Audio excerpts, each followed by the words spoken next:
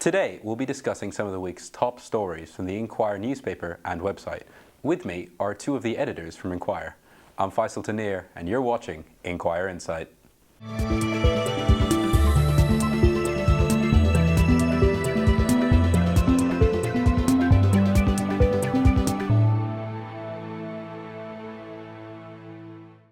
With me today are Natalie Tipping, editor-in-chief, and Jess Duncan, newspaper feature editor. Right, well, before we get started, the earthquakes last night, or earthquake rather, that was an interesting experience, wasn't it? Crazy. Were you guys awake at all? Because I slept right through it. Well, I don't know whether I did sleep through it or not. I was saying to Jess before, I sort of woke up and it was the middle of the night and I didn't really know why I was awake. And I was a bit like, oh, I don't really know what's going on here. And then I sort of checked Facebook and loads of people were going, oh, earthquake. And I was like, oh, so did that just wake me up? Or, I don't know, it's a mystery. Jess, were you? Unsolved mystery, sorry. Yeah, I got woken up from my bed shaking, but then I thought it was my flatmate throwing her law books on the floor, which is like normal. Wow. Well, there's been quite a lot of housemate rage. People going, oh, I just assumed it was them because they're always so noisy. Yeah, well, it was definitely an interesting experience. It's the first time I've slept through an earthquake, first time I've experienced an earthquake. Don't really know if that counts as an experience, but hopefully it's the worst I'll ever have to endure with one. But if we move on to InQuire, Jess, this is the first time you've laid the newspaper, isn't it? Yeah. What was that like as an experience? It was more work than I thought it was going to be, but it was still good. It was really interesting to see how it all got laid out and things. Well, this is the wonderful front page. If you haven't already checked it out, please do. If we could just discuss the cover story real quick. Conservatives re-elected. The story just sort of details the election in Canterbury and Whitstable for the Conservatives. And Nat, my question is, why do you think Julian Brazier won so easily, I guess, for lack of a better word? I have no idea. I mean, he's been the MP for Canterbury and Whitstable since the 80s, so quite a while.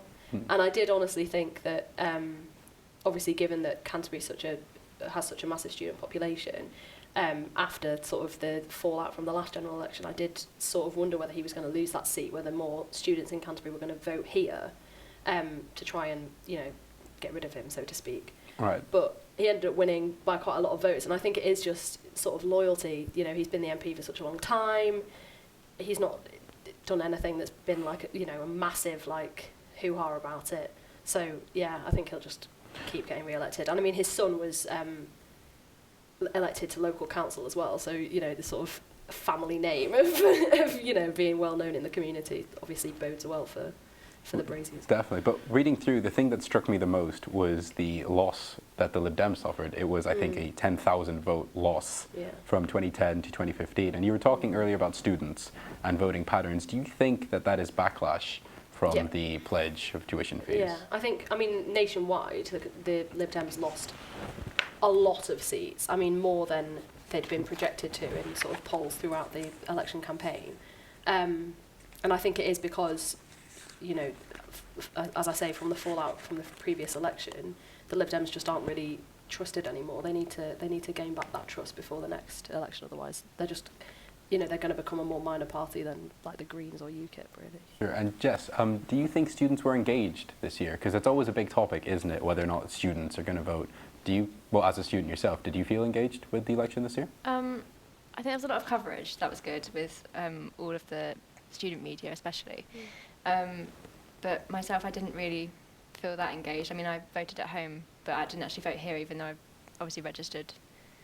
But yeah, so I didn't really know much about the local elections. I think the thing is that students just feel underrepresented, so it's quite easy to say, oh, well, what's the point in voting, because they're not going to actually push anything through that's beneficial to us anyway. But yeah, it's just a shame that people don't realise that, if they vote, then they are having their say in a way, and hopefully something better will come of that. But well, definitely. And speaking of voting, one of the main articles in this edition of the InQuire newspaper is the article on Firstpastthepost and whether or not it's fair. So I guess that sort of leads into the first question. Do you think it's a fair way to elect our representatives? I don't know. I don't really know enough about it to sort of pass a solid judgment on it, but I know that there's been a lot of sort of fallout from after the election about how many seats certain parties would have won if if proportional representation, which is the alternative system, was put in place instead.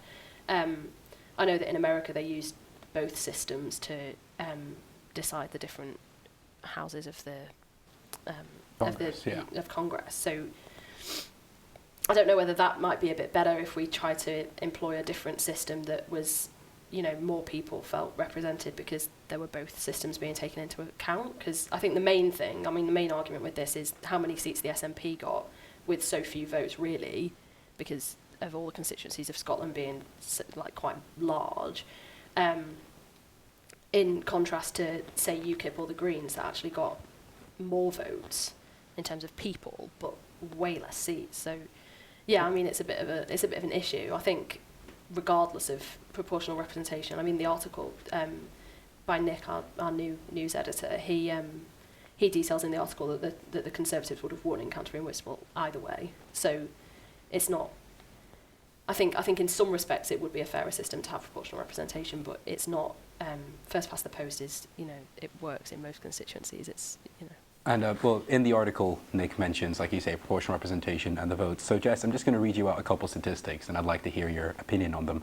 UKIP received 4 million votes and 1 seat in Parliament, and the Green Party received 1 million votes and 1 seat in Parliament, whereas the SNP received 1.5 million votes and 56 seats in Parliament. And it's rare that I paraphrase Nigel Farage, but in this case I sort of have to, because he put it really well that in Scotland one party got 50% of the votes but almost 100% of the seats. So what's your opinion on that, and do you think that we should change electoral systems? I really don't know much about politics, and I don't really know enough about it to comment, but I think that Nick's article really covers all the main bits about it, really. I think the thing with the seats, I mean, like the stats that you've just said is sort of what I'm talking about. For the SNP to get really in terms of the population of Britain so many seats, and therefore such a huge part of this Parliament, it seems strange when it's like 1 million people voted for them, or 1.5 million people voted for them, but there's however many millions of people living in Britain, and then they're going to have the whole of Scotland, basically, as you say. Yeah, well, as you say, the SNP and the amount of votes they got was quite controversial. But if we can move on to something as controversial, or almost as controversial, but far more locally, is the story on the website that UKC, University of Kent, and Christchurch University are co-funding an initiative to put marshals on the streets of Canterbury before Freshers' Week next year. And, well, from the article, the information I got was that the marshals have the right to stop people, get their names and addresses, and radio in for police backup. So, Jess, my first question to you is, do you think this will be effective? Do you think it'll actually help? I think having more of a presence might deter people from being so aggressive and things like that happen in Freshers' Week. But it's not just Freshers' Week, I think it's all year as well, with all the reports of things that have been going on this year, like the stabbings and things. I think it needs to be, if it's going to be in Freshers, it needs to be sort of continued throughout the year as a more of a deterrent.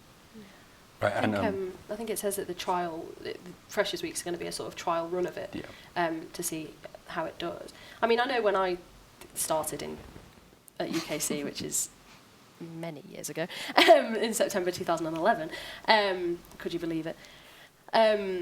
It was, Canterbury was regarded as one of the safest campuses and one of the safest cities to study in, but obviously recently we've had incidents in parks around the city, so I think people are just becoming sort of more aware of danger around them, really, and feeling less safe. So I kind of think the initiative's a good idea, and it's good that the two universities are taking the initiative to put this in place, but at the same time it does sort of ask questions of Kent Police, really, because why can't they patrol the streets? That leads very and make people people to my feel safer? second question, which is the police are obviously trained, they're vetted, and they're to be trusted with this power. Is it right to give unvetted and members of the public this power over other equal members of the public? It's sort of, I think it throws into question kind of, and I mean, this might be taking it a bit far, but it sort of throws into question those sort of tests that they sometimes do on people, where they put them in a position of power and they see them sort of go mad on it, and it is a bit concerning. I don't know whether police would just be better. I mean, why can't they just... Obviously, Freshers' Week's the big week in a year where people go mad. Like, a lot of people go out and get drunk. get a bit leery, you know, it's probably the most likely week for things to happen. Why can't they just up the police presence in the city for that time? Definitely. You But know. onto a far nicer note was the article in the newspaper edition about students during exam time and evaluating us pretty much as animals, really. It's a delightful read if you haven't read it. Jess, you wrote it, correct? And Jess pretty much in her article outlines the different types of, yes, people around exam time and what animals we become most like. And you have one of my favorite, I think, metaphors I think I've ever read, which is people sort of leaving the library as a sloth to be replaced by those jumping in as gazelles. So for you two, having been at university for years and having sat multiple exams, are you a sloth creeping out of the library in the early hours of the morning, or are you the gazelle leaping in at 9 a.m. with a bright face and cup of coffee? I'm trying to think really quickly of an animal that I could be instead, because despite doing a 4-year course here, I have, and this is going to be controversial, I'm waiting for the backlash, I have never gone into the Templeman and sat down and studied. Never. Wow. I've been in there and got books out and stuff, but I always study either at home or in a coffee shop in town. So I suppose I'd be, I don't know, maybe I'd say I'm a panda with like big black rings around my eyes from like no sleep but lots of coffee. But yeah, I mean, like Jess has done a number of these articles for the website as well, sort of Attenborough reports on the Templeman and different areas of campus, and they're all really funny. So I'll let her take the lead on this one and explain what her thinking was. Well, Jess, explain to us. Within the morning and just sort of get in there. And I do like my sleep, so I can't be in the night. Well, there you go. We've got one panda and one gazelle. Well, our final piece to look at on sort of the topic of exams and the end of the year is the piece on graduates, looking back on their time in UKC. It's a very nice read, and it's strange because I'm in first year, but it gave me nostalgic memories, although I don't have that many memories to fall Well, I back hope on. it gave you a preview as well. It did. It made me a little bit afraid for the work I actually have to put in next year, but it is a very good read. And my favourite bit of the article was the bucket list, on the pre-graduate bucket list, which, as you say, was sent in from students on a suggestion box. We put a form on the website and asked people to suggest things that they want to do before they graduate. And some of them are a bit controversial, but some of them are just, sort of funny things. I know one of the things that I want to do is go to Whitstable and go to every pub. I went there yesterday, and I swear there's a pub like every other building, so that could be a long weekend doing that.